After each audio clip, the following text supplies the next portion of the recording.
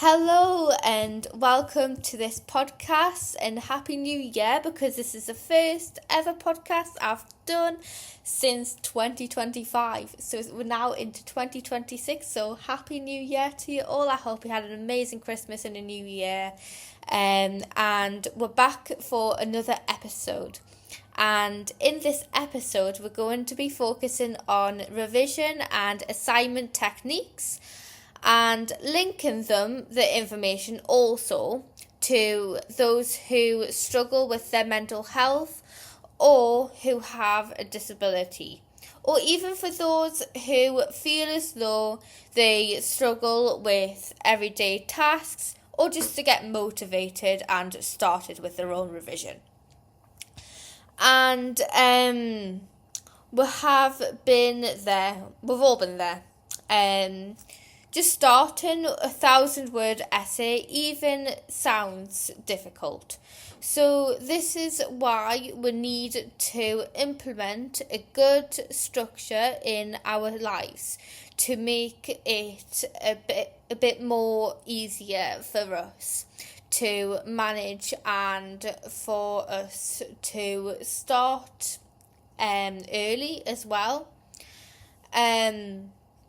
I know starting early is said by so many academics and teachers, but throughout my GCSEs and my A-levels and university, I've started to sort of start early and not to cram, and it's so much easier and so much better because you can even do 10 minutes a day and then that builds up over time.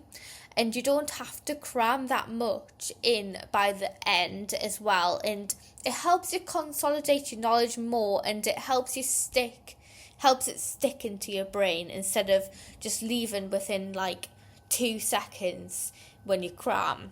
And no sleep also affects before your exam as well. So cramming also is really bad for that, because if you don't get a good enough amount of sleep, you're also going to be less motivated even to do an exam itself as well.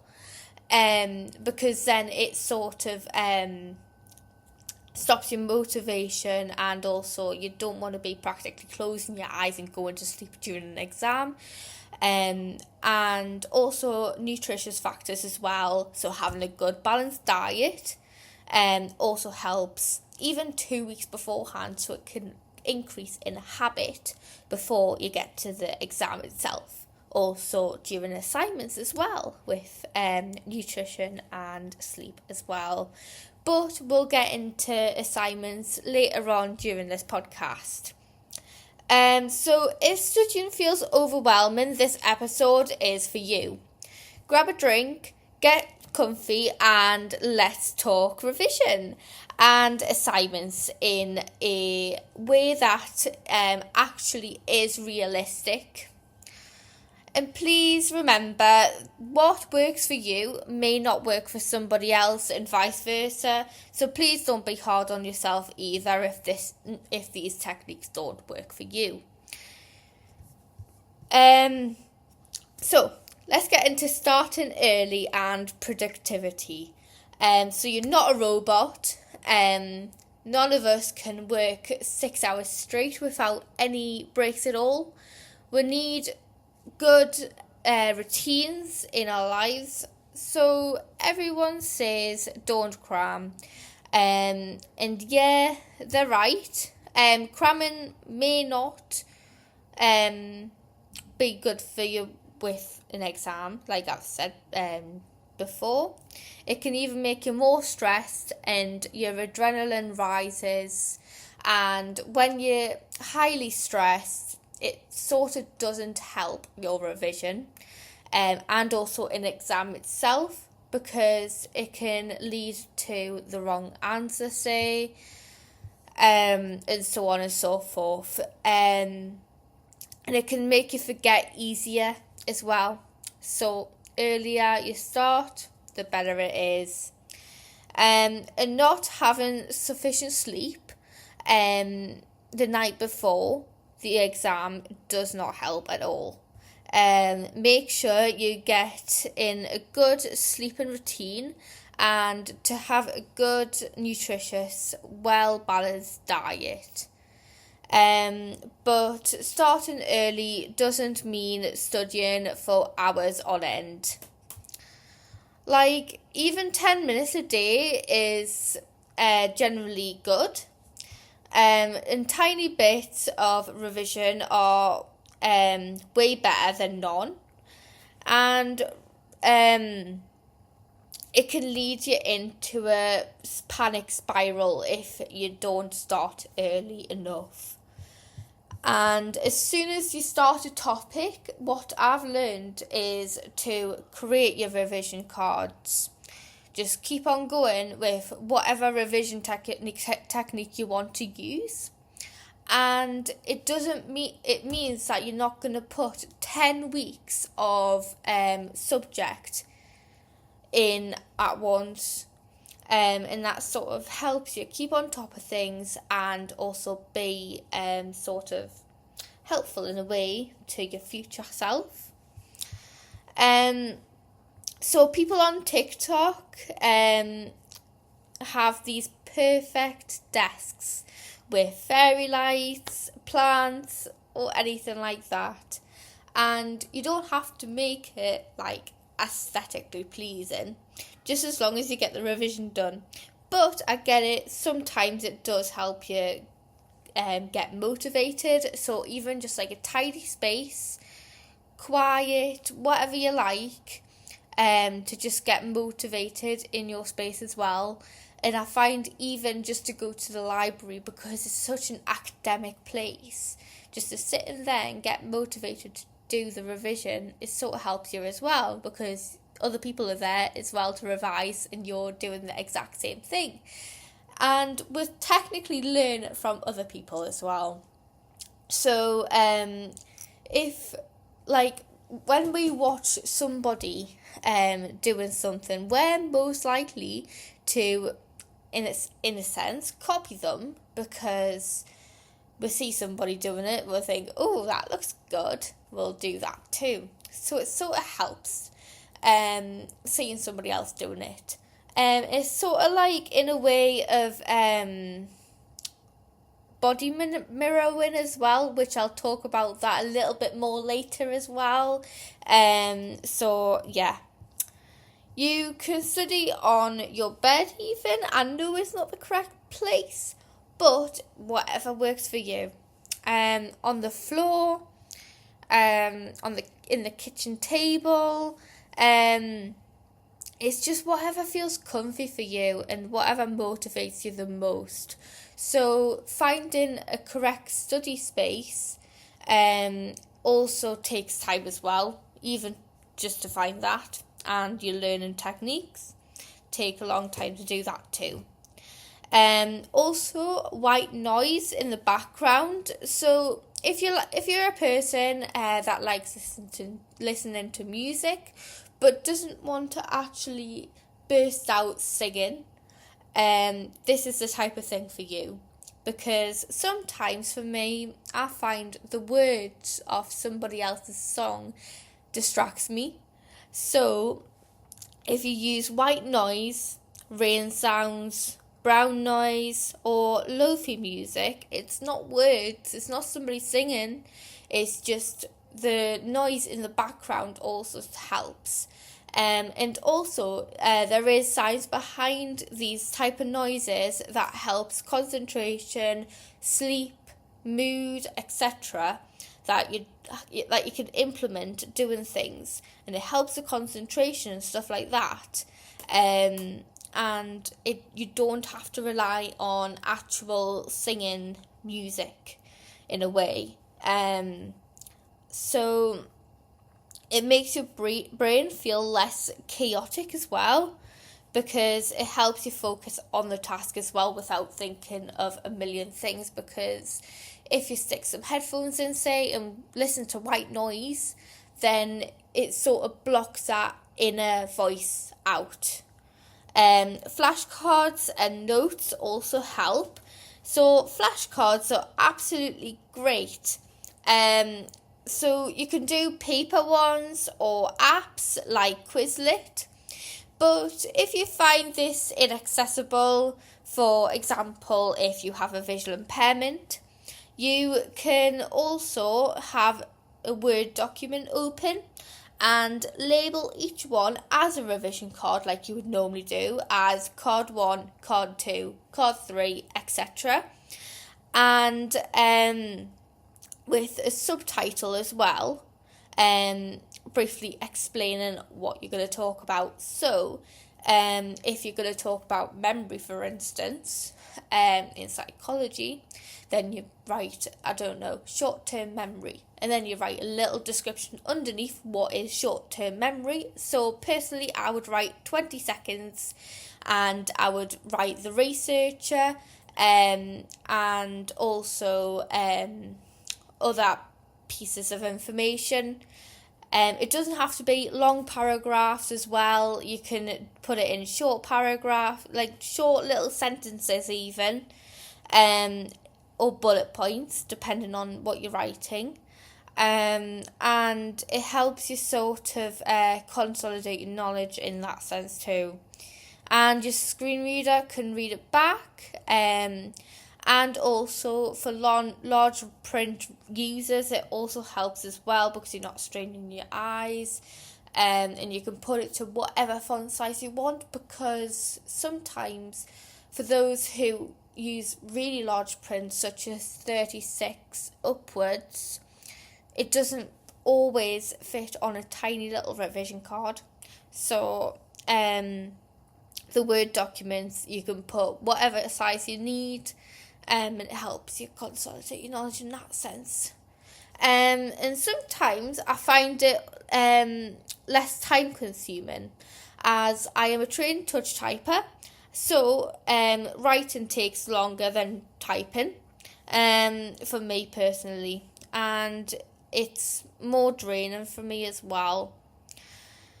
And if you can see colours, personally I can't, so I get mixed up with colours if I can see them, and it's too visually draining for me, so I don't. But for those with a bit more usable vision, you can use colours, or you can even doodle on a page whilst listening to a voice recording, and this is even especially if reading is difficult for you. And for those revision documents, bullet points, mind maps, diagrams, and also even to blurt everything down on a page and use no notes helps with knowing what your strengths and weaknesses are. No one needs giant paragraphs of notes. Voice notes can also help anyone with a disability or mental health condition, or even just like generally anyone, because you can listen to them on the go, anywhere, anytime, and they don't have to be long, just key information. If you hate reading, record yourself explaining stuff, like literally talk to yourself and your phone like you're explaining it to somebody else. And I've found that if you teach someone, it helps you know what you know, if that makes sense. So if like you put it into a voice memo, then you can sort of listen to it back and sort of improve and keep on improving, or read key information so you don't forget it all, and just keep on listening to it back until you can remember it. But you don't have to remember specific exact information either, which sort of helps as well, because you can sort of put pieces of information but in your own sentence on what feels right on the day. And you can create different folders on the Voice Memos app, which is easier to find and is accessible whenever, basically.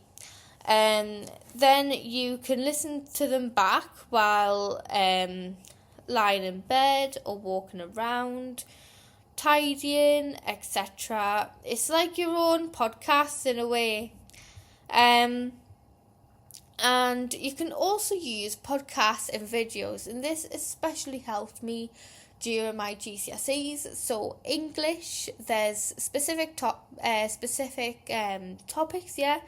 of things you can search for, like for example Macbeth. I'd done Macbeth in GCSE, so I searched Macbeth audiobook or Macbeth Act 1 Scene 1, for example, where the witches gather together or something like that, and then it helps describe to you what actually happened in Act 1 Scene 1. The same as poetry as well. I've done Power and Conflict, so you can listen to Power and Conflict poetry or whatever topic you do. And there's podcasts, YouTube videos, audiobooks, and there is textbooks, but textbooks aren't the only way to learn. And you can keep your mind open as well with things. But please make sure you use reputable sources as well. And if listening works better for you, for your brain, do that. And learn your learning style as well, whether that's visual, auditory, reading/writing, and kinesthetic, social, solitary, and logical approaches. Which subjects to revise first? So think about which subject you hate the most or find hardest. Do that when you have the most energy, maybe in the morning. Save easier subject for when you are tired, so you still feel productive. Gentle to-do lists. Please don't list 50 items to-do lists, because that can make you feel more overwhelmed. Try 3 tasks a day. So you have Monday maths, Tuesday science, but also if your mental health says no, listen to your brain, and plans can change, and don't be hard on yourself. Breaks are mandatory. Your brain is not a machine, and just try 20 minutes of studying, 10 minutes break, and stretch, have a drink of water, and take a breath, or have fresh air, whatever works for you. Mindset, without the toxic productivity. You don't need to be perfect. 5 minutes a day of revision is better than none. A bad day doesn't erase your progress. Assignment tips for you not to avoid them. I couldn't get my words out there. And so make your space less distracting. Put away your phone if you can, or even put the apps on silent or a blocker. Or do body doubling, study with a friend or a virtual study room. This weirdly helps for some reason. There's a lot of studies about body doubling as well, and it's really found that it is really useful as well. Also blankets, tea, coffee, anything that helps you stay motivated basically. And what helps me on staying motivated is I tend to have a full bottle of water. Doesn't have to be a big bottle of water, it's even 500 milliliters, and keep on sipping it throughout studying when I get thirsty. So you don't sip it when you don't feel thirsty basically, and it sort of helps keep you motivated, because I say to myself, I'm not going to stop revising or do my assignment until I finish this water. And you believe it or not, I get quite a bit done during that time as well. And break the assignment up into tiny steps. Assignments feel scary because they are huge. So break them down like the first one being open the document. The second one be write the title. 3, write messy bullet points. And 4, turn bullet points into sentences. You don't need to write perfectly first time, and messy is good in a way. And keep on making multiple drafts as well of your assignments.